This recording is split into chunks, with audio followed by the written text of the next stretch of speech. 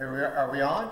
Yeah. Okay, hey, welcome to Chapel and Chat. Oh boy. I have to tell you, this is really exciting. We are in Garfield, Washington. Yeah. And I'm speaking at the Garfield Church, then the Palouse Church, and then we're going to camp for a week in Coeur d'Alene, Idaho. And so these are my two former churches. But this right here on Chapel and Chat is my son, Andrew. Hi, intranet. Yes. Welcome to Chapel and Chat. Yes. Now, Andrew, Yes. you live where? I live in Walla Walla. We have the town so nice we named it twice. We have the state penitentiary there. It's pretty rocking. But I actually am a volunteer chaplain at the Juvenile Justice Center. So Dad and I talk jail all the time. So it's entertaining. And this is kind of fun because we used to do this. When we lived in Walla Walla, I was doing volunteer work at the penitentiary.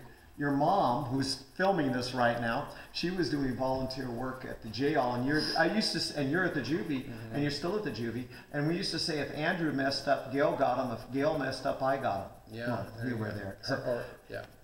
Hey, well, tell me something. What do you get out of? Why do you do that at the juvie? The reason why I stay at juvie today is that I see kids who are seeking a change, looking for hope. And it's weird you're looking at me, not the camera.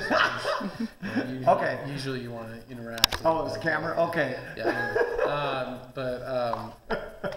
I find that the more I give to kids, the more I get back from it. And so serving incarcerated youth is opportunity to build community and to build them an opportunity into your community. And all of a sudden, when you start walking the streets, you start noticing these kids more that aren't noticed, and it changes how you live.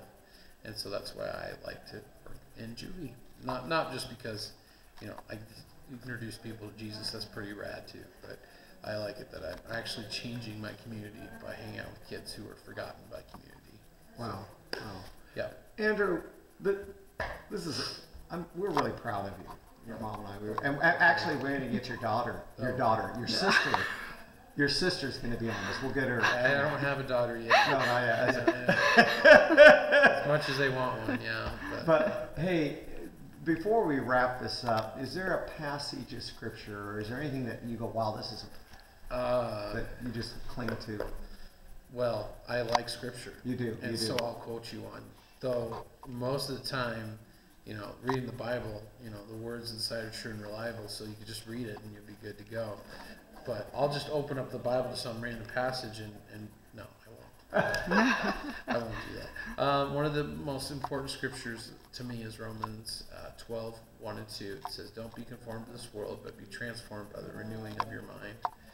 This is your spiritual act of worship. And Romans 12:2 is really important to me because wherever you're at, you need to continually renew what you're doing and to grow up to the Lord. So, yep. Amen. Okay. Hey, Andrew, this is our big sign-off. This is where I get to say, I want to thank you for being on, and you get to say Chapel and Chat. That's the big sign-off. Are you ready? All right. Hey, Andrew, my son, I want to thank you for being on Chaplain's Chat.